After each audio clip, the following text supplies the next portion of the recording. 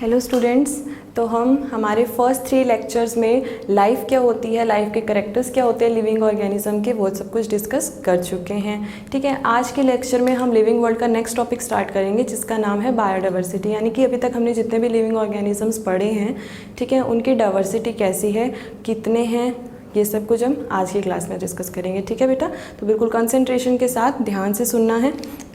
आइए स्टार्ट करते हैं। ठीक है बेटे जी, तो बायोडाइवर्सिटी में हम क्या देखते हैं कि हमारे पास जो है मिलियंस ऑफ स्पीसीज़ हैं। ठीक है, क्या है, मिलियंस ऑफ ऑर्गेनिजम्स हैं, प्लांट्स हैं, एनिमल्स, सबको मिला के बहुत सारे हैं जो कि लिविंग है, हमें पता है। आज हम उनकी डाइवर्सिटी पढ़ रहे हैं, तो हमें पता होना चाहिए कि हमारा डाटा क्या कहता है बेटा जी। तो हमारा डाटा जो है वो ये है कि 1.7 to 1.8 मिलियन स्पीसीज़ जो हैं वो अभी तक डिस्कवर की जा चुकी हैं। 1.7 to 1.8 million species have been discovered. ठीक है बेटा जी, हैव बीन डिस्कवर्ड, ये आपको ध्यान रखना है, सबसे पहला पॉइंट। सेकंड इंपॉर्टेंट पॉइंट है बेटा कि इस 1.7 और 1.8 मिलियन स्पीसीज में से कितनी प्लांट्स की हैं, कितनी एनिमल्स की हैं। ठीक है बेटा जी, तो हमारे पास आती हैं 1.25 मिलियन स्पीसीज ऑफ एनिमल्स। ठीक है बेटा जी, and 0.55 million species of plants. ठीक है बेटा जी, तो हमारे पास कितनी है टोटल 1.7 to 1.8 मिलियन स्पीसीज़ हैं जो अभी तक डिस्कवर की जा चुकी हैं, जिनमें से 1.25 मिलियन स्पीसीज़ एनिमल्स की हैं और 0.55 मिलियन स्पीसीज़ जो हैं वो प्लांट्स की हैं। बेटा ये डाटा आपको बहुत अच्छे से ध्यान में रखना है, कभी कभार डायरेक्ट क्वेश्चन पूछ लिया जाता है। ठीक है बेटा जी, उसके बाद आपको पता होना चाहिए कि हर साल कितनी नई स्पीसीज़ डिस्कवर की जाती हैं। ठीक है, तो हमारे पास आई 15,000 approx 15,000 new species are discovered each year. ठीक है बेटा, हर साल कितनी की जाती हैं, अराउंड 15,000 स्पीसीज, और थाउजेंड्स ही ऐसी हैं जो अभी तक अननोन हैं, ये भी आपको पता होना चाहिए। ठीक है, थाउजेंड्स आर स्टिल अननोन। ठीक है बेटा, तो ये सब बातें आपको पता होनी चाहिए, ये बहुत जनरल और कॉमन सी चीज़ है जो आपको इस बायोडाइवर्सिटी को पढ़ने से पहले क्लियर होनी चाहिए। ठीक है बेटा, इसके बाद हम देखेंगे कि हमारे पास, हम कहते हैं कि एक सिंगल ग्रुप ऑफ इंसेक्ट्स है जो सारे के सारे प्लांट के नंबर को आउटकम कर लेता है, ओवरकम कर लेता है। ठीक है, आउट नंबर कर लेता है। तो कैसे, हमने कहा कि हमारे पास एक ग्रुप है इंसेक्ट्स का। ठीक है, क्या कहा हमने, ग्रुप ऑफ इंसेक्ट्स, जिसको हमने क्या बोला है, इंसेक्टा। क्या बोला है बेटा जी, इंसेक्टा। आपको पता भी होगा ये हमने इंसेक्टा 9th क्लास में पढ़ी थी। ये क्लास है कौन से फाइलम की, आर्थ्रोपोडा फाइलम की, किसकी, इनवर्टिब्रेट्स की। इनवर्टिब्रेट्स की क्लास, फाइलम आर्थ्रोपोडा की क्लास है इंसेक्टा। ठीक है, इंसेक्टा को हम हेक्सापोडा भी कहते हैं। क्या कहते हैं बेटे, हेक्सापोडा। इंसेक्टा को हम हेक्सापोडा भी कहते हैं बिकॉज इनके अंदर 3 पेयर ऑफ लेग्स प्रेजेंट होते हैं। ठीक है, हेक्सा का मतलब हो गया 6, ठीक है, और पोडा का मतलब होता है लेग्स। तो हमने कहा कि 3 पेयर ऑफ लेग्स इसके अंदर प्रेजेंट होते हैं, 3 पेयर यानी कि 6 ही हो गया। ठीक, तो इंसेक्टा के अंदर हम बोलते हैं कि इतने सारे इंसेक्ट्स आ जाते हैं कि वो जो है सिंगल ग्रुप ऑफ इंसेक्ट जो है ये प्लांट के नंबर को आउट नंबर कर लेता है। ठीक है, प्लांट्स को, ये बात भी आपको पता होनी चाहिए बेटे। तो पॉज करके वीडियोस को नोट करेंगे। ठीक है बच्चे, इसके बाद आता है हमारे पास कि आपको एक बात बताती हूँ, जो इंसेक्ट्स होते हैं उनके जो पंख होते हैं वो कभी भी थकते नहीं हैं, पता है आपको। और एक बात और बता दूँ कि लोअर इन्वर्टिब्रेट्स के अंदर इंसेक्ट्स ही ऐसे हैं which are capable of flight. Okay बेटा जी, ठीक है, तो हम कहेंगे कि लोअर इन्वर्टिब्रेट्स के अंदर इंसेक्ट्स ही हैं which are only capable of flight. ठीक है बच्चे, लोअर इन्वर्टिब्रेट्स के अंदर इंसेक्ट्स ही ऐसे हैं which are capable of flight, और मैंने कहा कि इनके जो विंग्स होते हैं, जो इनके पंख होते हैं, वो कभी भी थकते नहीं हैं इंसेक्ट्स के। क्यों? इसके पीछे एक रीज़न है बेटा, क्योंकि इनके विंग्स के अंदर एक शुगर प्रेजेंट होती है, ठीक है, जिसको हम कहते हैं ट्री हेलोज शुगर, ठीक है। ये क्या है? एक शुगर है, एक सेकेराइड है। इसी की प्रेजेंस की वजह से विंग्स के अंदर इनके विंग्स जो है वो कभी भी फैटीग नहीं होते, ठीक है। तो हम लिखेंगे ब्रैकेट में wings never get fatigued, okay बेटा।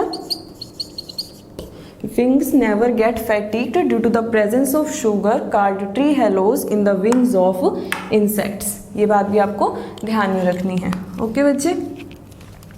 अब हमारे पास इस चैप्टर में लिविंग वर्ल्ड में जो टॉपिक हम पढ़ रहे हैं बायोडाइवर्सिटी, इसके अंडर 3 टर्म्स आती हैं, ठीक है बेटा। 3 टर्म्स आती हैं। कौन कौन सी हैं वो 3 terms?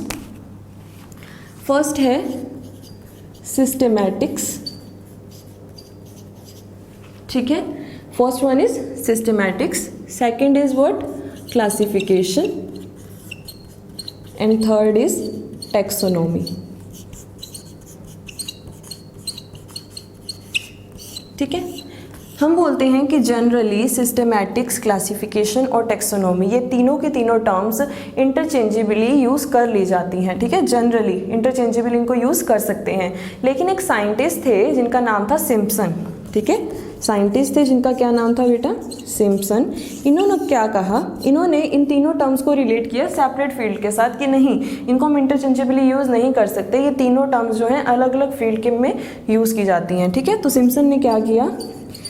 Relate these terms to separate fields, ठीक है। सेपरेट फील्ड्स में उन्होंने क्या कहा? इन टर्म्स को रिलेट किया सिम्पसन ने। वैसे कहा था कि ये तीनों के तीनों टर्म्स जो हैं generally used interchangeably,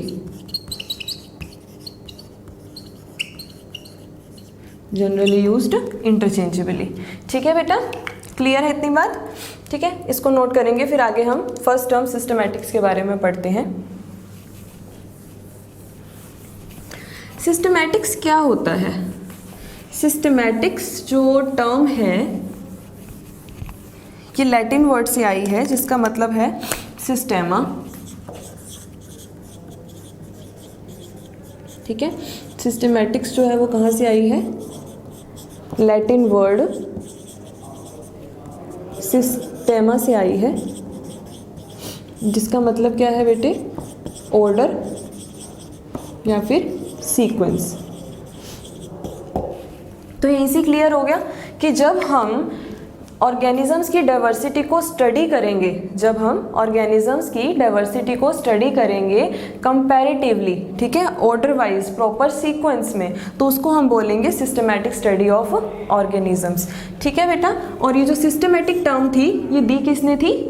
Carolus Linnaeus ने, ठीक है। किसने दी थी बेटा ये टर्म? कैरोलस लीनियस ने ये टर्म दी थी systematics, term by Carolus Linnaeus. Clear है बच्चे? ये बात भी ध्यान रखेंगे कि किसने टर्म दी थी, किस वर्ड से ये टर्म डिराइव की गई है और उस वर्ड का क्या मीनिंग है, ठीक है। और इसकी डेफिनेशन भी हम देख लेते हैं कि study of diversity of organisms, study of diversity of organisms with respect to, या कह लेते हैं कि कंपैरेटिव स्टडी, ठीक है। क्या बोल देंगे? Comparative study of diversity of organism with respect to their evolutionary relationships, ठीक है बेटे, with respect to their evolutionary relationships. तो ये होगी सिस्टमैटिक्स की डेफिनेशन। सिस्टमैटिक्स की डेफिनेशन होगी, टर्म किसने दी थी, मीनिंग क्या है, सब क्लियर होना चाहिए आपको, ठीक है बेटे। इसको पॉज करके नोट करेंगे, उसके बाद हम नेक्स्ट करेंगे क्लासिफिकेशन। क्लासिफिकेशन क्या होता है बेटा? क्लासिफिकेशन कुछ नहीं है, क्लासिफिकेशन जनरली एक सब टॉपिक है किसका? सिस्टमैटिक्स का, ठीक है। क्लासिफिकेशन क्या है बेटा? Classification is the सब टॉपिक और पार्ट ऑफ सिस्टमैटिक्स। ठीक है, सिस्टमैटिक्स का क्या है, ये एक सब टॉपिक है या पार्ट है क्लासिफिकेशन। ठीक है, इसके अंदर हम क्या करते हैं, ऑर्गेनिजम्स को रिलेट करते हैं उनकी किसमें, एक प्रॉपर ऑर्डर में उनको हम वेरियस ऑर्गेनिजम्स को जो है वो क्या करते हैं, क्लासीफाई करते हैं। ठीक है, जैसे कि हमने एक हमारी पढ़ी हुई है हायरार्किकल स्टडी भी छोटी क्लासेस में, हायरार्किकल कैटेगरीज। ठीक है, सबसे पहले क्या होता है बेटा जी,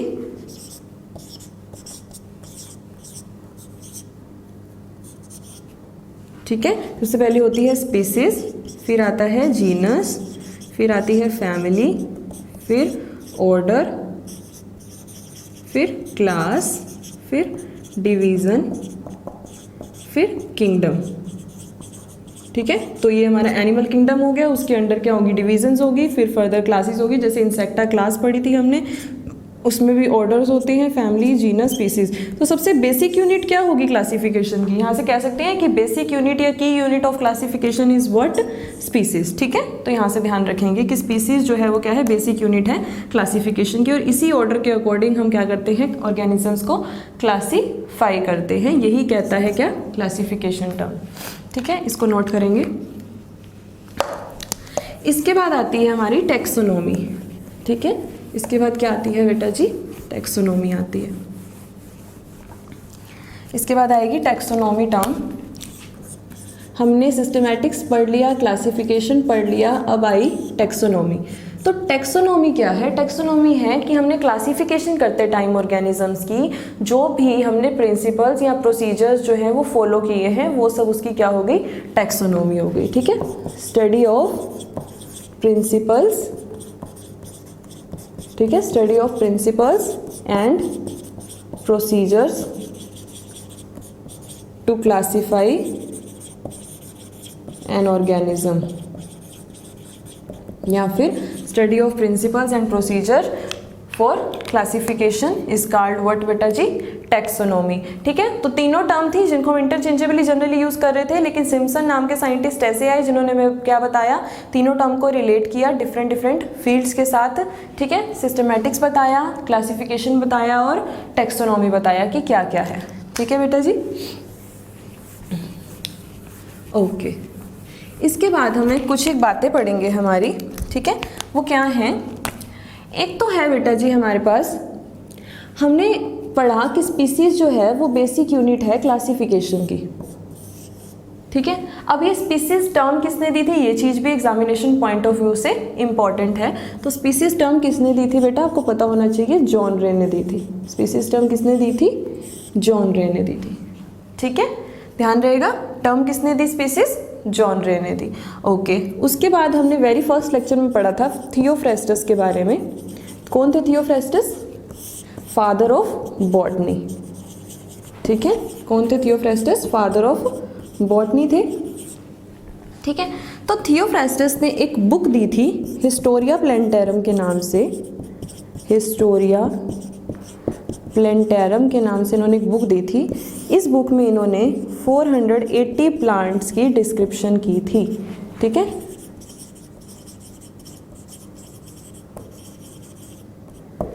ओके बच्चे, थियोफ्रेस्टस फादर ऑफ बॉटनी, कौन सी बुक दी थी इन्होंने, हिस्टोरिया प्लेंटेरम, ये एक बुक का नाम है इन्होंने जो दी थी। ठीक है, और उसमें इन्होंने क्या बताया था, 480 प्लांट्स को डिस्क्राइब किया था, डिस्क्रिप्शन दी थी 480 प्लांट्स की। ये बात भी आपको ध्यान में रखनी है। ठीक है बेटा, इसके बाद हमारे पास आते हैं सी लीनियस यानी कि कैरोलस लीनियस। इनके बारे में भी थोड़ा सा देखेंगे। एक टर्म तो हमें पता है इन्होंने कौन सी दी थी, कैरोलस लीनियस ने सिस्टमैटिक्स दी थी, आज की क्लास में हमने पढ़ी है। और देखते हैं इन्होंने क्या किया था कैरोलस लीनियस ने। तो जो कैरोलस लीनियस थे इन्होंने 2 बुक्स पब्लिश की थी। ठीक है, एक बात और बता दूं, जो कैरोलस लीनियस थे कि स्वेडिश नेचुरलिस्ट थे। क्या थे, स्वेडिश नेचुरलिस्ट थे। ठीक है, स्वेडिश नेचुरलिस्ट थे कैरोलस लिनियस, इन्होंने जो थी 2 बुक्स पब्लिश की थी। कौन कौन सी बेटा जी? एक तो स्पीसीज प्लेंटैरम और एक दी थी इन्होंने सिस्टेमा नेचर।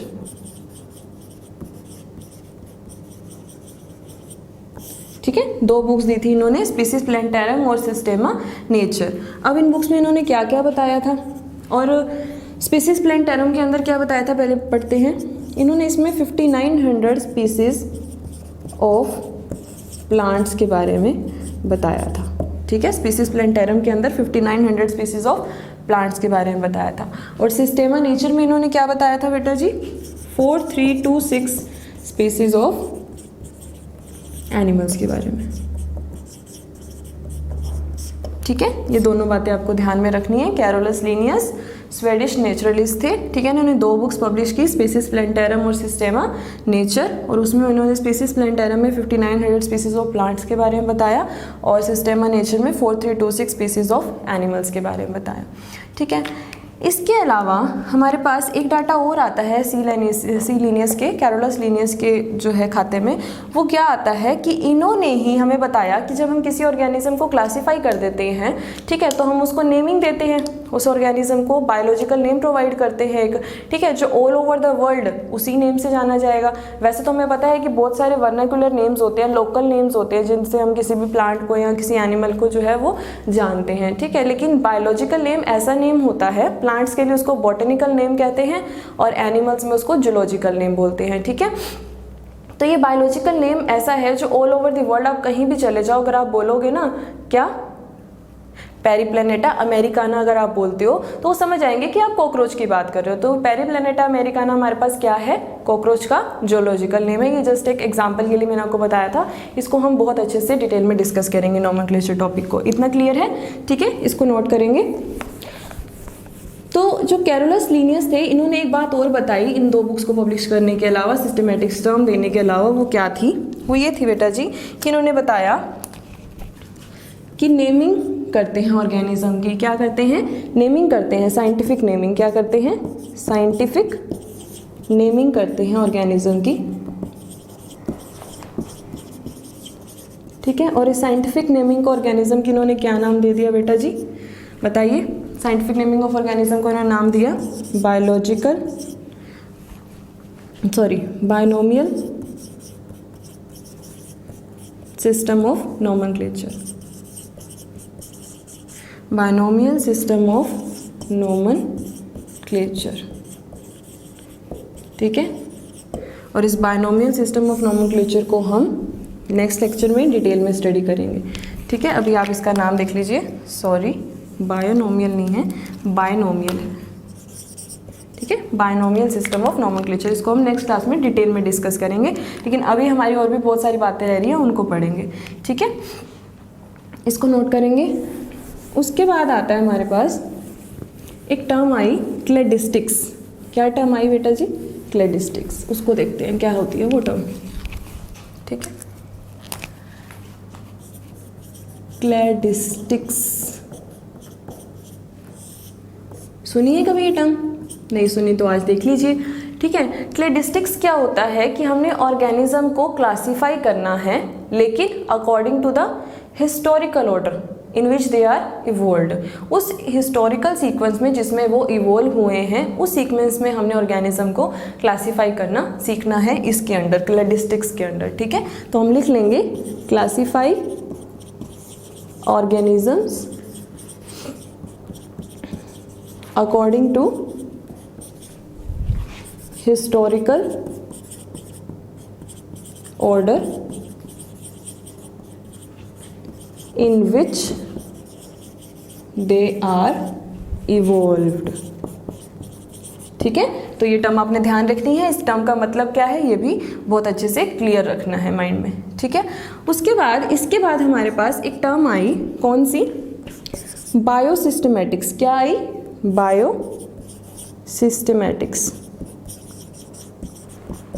या फिर जिसको क्या बोला हमने? Neo systematics.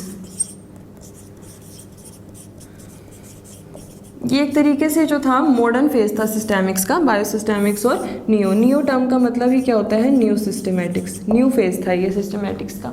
ठीक है, इसमें क्या कहा था हक्सले ने, ठीक है, इसमें हक्सले ने क्या बोला कि हम ऑर्गेनिजम्स को स्टडी करेंगे, क्लासीफाई करेंगे, लेकिन हम सिर्फ कुछ एक गिनी चुनी स्पीसीज़ को ही नहीं लेंगे अपनी स्टडी में, हम क्या करेंगे, होल पॉपुलेशन के जो करैक्टर हैं उनको स्टडी करेंगे। ठीक है, क्या करेंगे, होल पॉपुलेशन के जो करैक्टर हैं उनको हम क्या करेंगे, स्टडी करेंगे। किसमें, बायोसिस्टमैटिक्स में। ऐसा किसने बताया हमें, हक्सले ने बताया।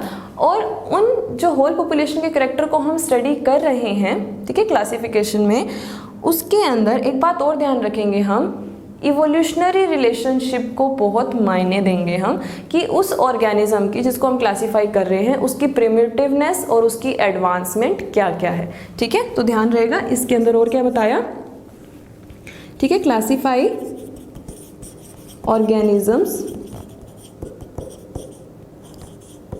विद रिस्पेक्ट टू व्हाट बेटा जी, with respect to evolutionary relationship. ठीक है, इवोल्यूशनरी रिलेशनशिप। और इसमें मेनली क्या आ गई, दो बात कौन कौन सी, एक तो प्रिमिटिवनेस और सेकंड वन इज एडवांसमेंट। ठीक है, प्रिमिटिवनेस और एडवांसमेंट, ये दो बातें। तो ये क्लियर हुई टर्म्स, क्लैडिस्टिक्स और सिस्टेमैटिक्स या फिर नियो सिस्टेमैटिक्स।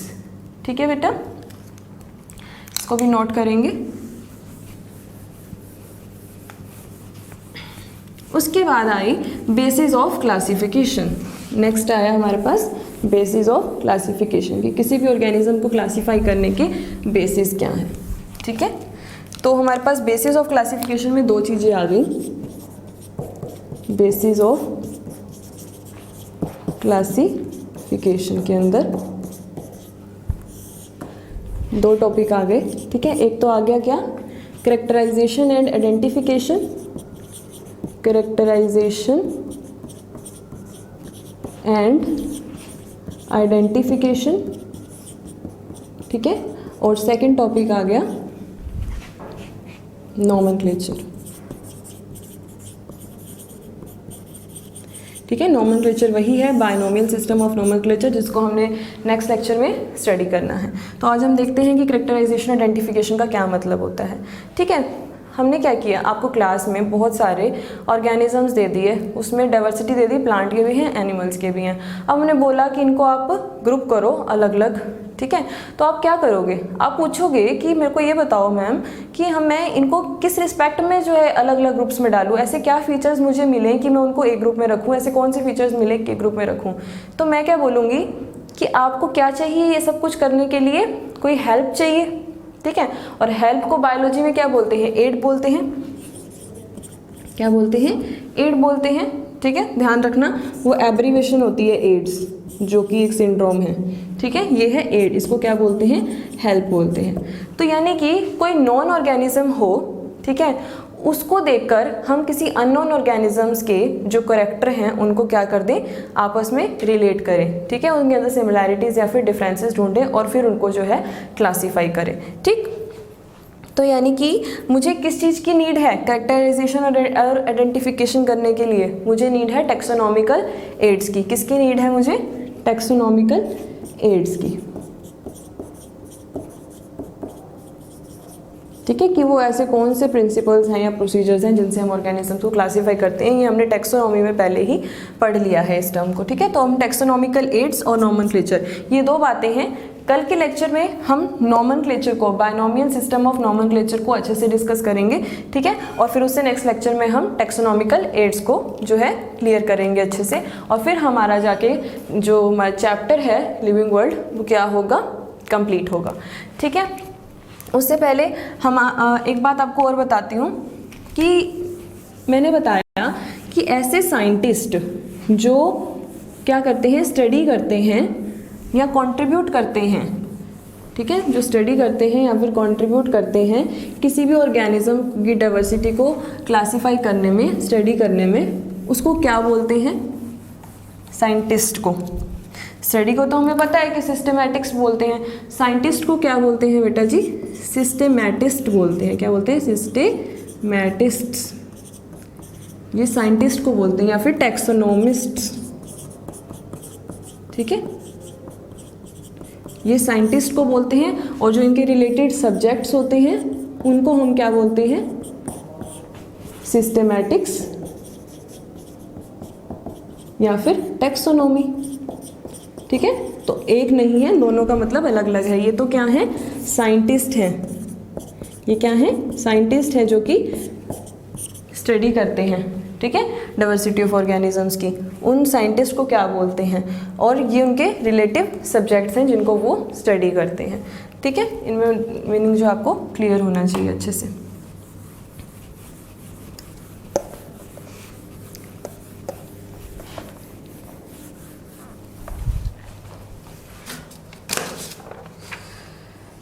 तो आज की हमारी 5 बायोलॉजिकल टर्म्स जो हैं वो क्या है? लास्ट क्लास में हमने एक ब्रैंकियल पढ़ा था ना, जिसका मैंने मीनिंग आपको गिल बताया था। आज है ब्रैकियल। ठीक है, क्या है? Brachial first. सेकंड है बक्कल, थर्ड है कोडल, फोर्थ है कार्डियक, ठीक है, एंड फिफ्थ है बेटा जी सर्वाइकल। ठीक है, तो ब्रैकियल का मतलब क्या होता है? ब्रैंकियल का मतलब बताया था मैंने आपको, क्या? गिल। और ब्रैकियल का मतलब होता है फोरलिम्ब। ठीक है, ब्रैकियल का मतलब होता है फोरलिम्ब, बक्कल का मतलब होता है माउथ, कोडल का मतलब होता है टेल रीजन के लिए कोडल मतलब यूज़ करते हैं हम टर्म, और कार्डियक हार्ट के लिए, ठीक है, और सर्वाइकल नेक के लिए। ठीक है, तो ये हमारी 5 बायोलॉजिकल टर्म्स आज की।